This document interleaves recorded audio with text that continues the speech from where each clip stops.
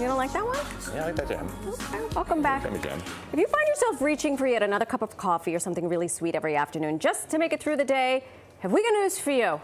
The answer to that 3 p.m. crash can be found at the breakfast table. What you eat in the morning and again at lunch can play a big role in how much energy you have later in the day. Registered dietitian Gabrielle Kishner is here with help. Hi. Help us. Hi.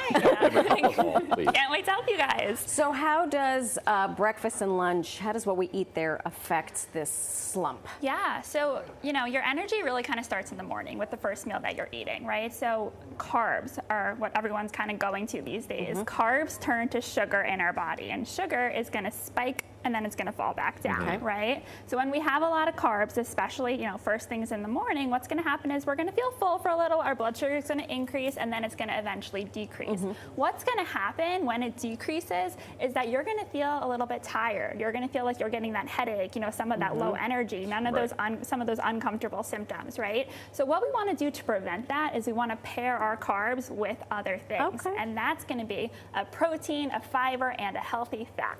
You taking notes? I'm not eating my spaghetti bagel anymore for breakfast. So we have here what you shouldn't do and what you should do. This is breakfast, right? Yes, this is breakfast. So we'll go through both of these, right? So over here we have a plain bagel with cream cheese and a cup of orange juice. Very classic breakfast, right? What you're going to do is you're going to feel full for about an hour or so because your blood sugar is spiking from that bagel, right? And then after an hour or two later, you're going to come down from that crash and you're going to feel tired. You're going to feel hungry. So what I want you to kind of start thinking about is how can I balance this meal? What else can I add to this to make it a little bit more balanced?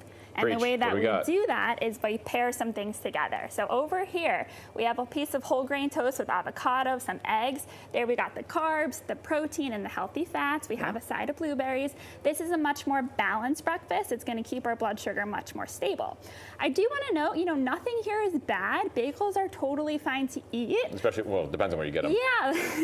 I do want to think, what else can we add to this bagel to make it more balanced? So that's what we're going to really kind of balance our blood sugar there. So we could have a whole wheat bagel with a side of some Greek yogurt and some blueberries. That's going to keep you much more full and satisfied. This is 20 with my 20s right here, and then this is my 40s. Exactly. There you go. Same. Let's move on. Moving on to lunch. Oh, this looks. I love this. Talking. Now you're talking. I love this so much. So do I. Over here we have a very similar idea, right? A very classic turkey sandwich. We have some cheese and a side of chips and a little bit of soda on the side. I miss you. When you come for lunch, this is a classic lunch to grab. But again, it's very carb heavy. Nothing here is bad. It's just full of carbs. And what that's going to do, again, is your blood sugar is going to go up.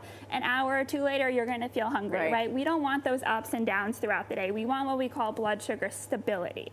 The way that we get that is we think, what else can we add to this to make it a little bit more balanced? So over here, we have a similar turkey sandwich. We're still getting that turkey sandwich, but we're using whole grain bread. We're getting a side of veggies. We're adding some avocado, some lettuce, tomato. Again, we're thinking, what else can I add to this to make it more balanced? And that is going to keep you much more full and satisfied. And the crunchy in some cut vegetables and some H2O. Oh, but you need to get some hummus, maybe? Yeah. Look at you. Woof. Okay, let's move on to the snack. Yes. No, boy.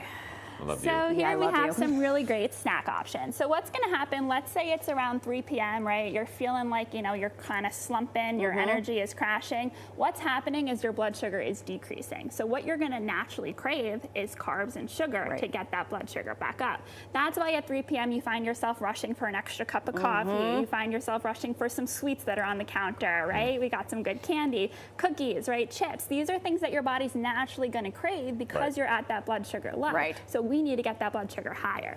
So swap it out for some produce, a little protein. That's that peanut butter? That is some peanut butter. There's your hummus. I would say healthy dips. We got some guacamole. And some guac. Yeah.